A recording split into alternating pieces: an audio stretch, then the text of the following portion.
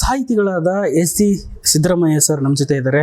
ಏನು ಇವತ್ತು ಸರ್ಕಾರ ಜಾತಿ ಗಣಿತಗಳನ್ನು ಅಂದರೆ ಹಿಂದುಳಿದ ವರ್ಗದ ಜಾತಿ ಗಣಿತನ್ನು ಇವತ್ತು ಜಯಪ್ರಕಾಶ್ ಹೆಗಡೆ ಅವರು ಸಬ್ಮಿಟ್ ಮಾಡಿದ್ದಾರೆ. ಆ ವಿಚಾರವಾಗಿ ನಮ್ಮ ಜೊತೆ ಮಾತಾಡೋಕ್ಕೆ ಸಾಹಿತಿಗಳಾದ ಸಿದ್ದರಾಮಯ್ಯ ಸರ್ ಇದ್ದಾರೆ. ಬನ್ನಿ ಕೇಳೋಣ. ಸರ್ ನಮಸ್ತೆ. ಇವತ್ತು ಸರ್ಕಾರ ಹಿಂದುಳಿದ ವರ್ಗದ ಜಾತಿ ಗಣಿತ ವರದಿಯನ್ನು ಸರ್ಕಾರಕ್ಕೆ ಸಲ್ಲಿಸಿದೆ. ಈ ಸಂದರ್ಭದಲ್ಲಿ ತಮ್ಮ ಪ್ರತಿಕ್ರಿಯೆ? ತುಂಬ ಸಂತೋಷ.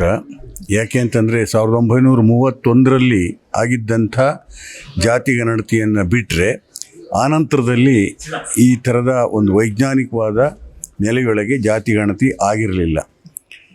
ಇದುವರೆಗೂ ಕೂಡ ಯಾವುದೋ ಒಂದು ಅಂದಾಜಿನ ಲೆಕ್ಕದೊಳಗಿನ ಜಾತಿ ಗಣತಿಯ ನೆಲೆಯೊಳಗೆ ಎಲ್ಲ ಮೀಸಲಾತಿಯು ಕೂಡ ಹಂಚಿಕೆ ಆಗ್ತಾ ಇದ್ದದ್ದು. ಆದರೆ ಈಗ ನಿಜವಾದ ಜಾತಿ ಗಣತಿಯನ್ನು ಇದನ್ನು ತೆಗೆದುಕೊಂಡಂತೆ ನಮ್ಮ ಸಂವಿಧಾನಾತ್ಮಕ ನೆಲೆಯೊಳಗೆ ಸಾಮಾಜಿಕ ನ್ಯಾಯವನ್ನು ಸರ್ಕಾರ ಕೊಡಬೇಕಾದಂಥದ್ದು ಅದರ ಕರ್ತವ್ಯ. ಆ ನೆಲೆಯೊಳಗೆ ಇದೊಂದು ತುಂಬ ಸ್ವಾಗತಾರ್ಹವಾದಂಥ ಬೆಳವಣಿಗೆ. ವಂಚಿತವಾದ ಸಮುದಾಯಗಳಿಗೆ ನ್ಯಾಯ ಸಿಗುತ್ತೆ ಎನ್ನುವ ಒಂದು ಭರವಸೆ ನಮ್ಮೆಲ್ಲರಿಗೂ ಕೂಡ ಮೂಡಿ ಬಂದಿದೆ. ಈಗಾಗಲೇ ಪ್ರಬಲ ಸಮುದಾಯಗಳಾದ ಒಕ್ಕಲಿಗ, ಲಿಂಗಾಯತ ಸೇರಿದಂತೆ ಹಲವು ಮುಖಂಡರು, ರಾಜಕೀಯ ಸಚಿವರು ಕೂಡ ಅದರ ಬಗ್ಗೆ ಹೇಳಿದ್ದಾರೆ.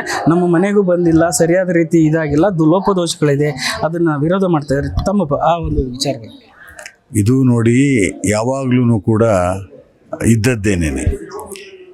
ಯಾಕೆಂದರೆ ವಂಚಿತ ಸಮುದಾಯಗಳ ಬಗ್ಗೆ ಯೋಚನೆ ಮಾಡುವ ಯಾವ ಮನಸ್ಸುಗಳು ಕೂಡ ಈ ತರಹದ್ದನ್ನು ಹೇಳೋದಕ್ಕೆ ಹೋಗೋದಿಲ್ಲ. ಇರುವುದನ್ನು ಉಳಿಸ್ಕೊಳ್ಬೇಕು ಎನ್ನುವ ಆಸೆಯ ಜನ ಸಹಜವಾಗಿ ತಾಯಿ ಅಂತಃಕರಣವನ್ನು ಇಟ್ಕೊಂಡು ತಳ ಸಮುದಾಯಗಳನ್ನು ನೋಡಬೇಕು ಅಂತ ಮಾತ್ರ ನಾನು ಕೇಳಬಲ್ಲೆ. ಈ ಸಂದರ್ಭದಲ್ಲಿ ಸಿದ್ದರಾಮಯ್ಯನವರು ಜೇನುಗೂಡಿಗೆ ಕಲ್ಲು ಹಾಕಿರಂತ ಒಂದು ಅನ್ಸಲ್ವ ಸರ್? ಯಾಕಂದ್ರೆ ಯಾರಾದರೂ ಮಾಡಲೇಬೇಕಲ್ವಾ?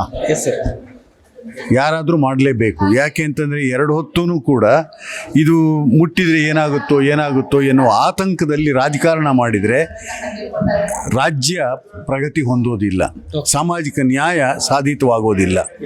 ಅದಕ್ಕೋಸ್ಕರ ಬೆಕ್ಕಿನ ಕೂರಲೆ ಗಂಟೆ ಕಟ್ಟೋರು ಯಾರು ಅಂತನ್ನುವ ಆತಂಕದಲ್ಲಿರೋದಕ್ಕಿಂತ ನಿಜವಾದ ರೀತಿಯೊಳಗೆ ಈ ಧೈರ್ಯ ಮಾಡಿರ್ತಕ್ಕಂಥದ್ದು ಬಹಳ ಮುಖ್ಯ. ಇದನ್ನು ಹಿಂದೆ ನಾಲ್ವಡಿ ಕೃಷ್ಣರಾಜ ಒಡೆಯರ್ ಕಾಲದಲ್ಲಿ ಇದಾಗಿದ್ದು, ದೇವರಾಜ ಅರಸು ಅವ್ರ ಕಾಲದಲ್ಲಿ ಆಗಿದ್ದು, ಈಗ ಸಿದ್ದರಾಮಯ್ಯನವ್ರ ಕಾಲದಲ್ಲಿ ಆಗ್ತಾ ಇರೋದು. ಅದಕ್ಕೋಸ್ಕರ ನಾವು ಅವರನ್ನು ಅಭಿನಂದಿಸಲೇಬೇಕು.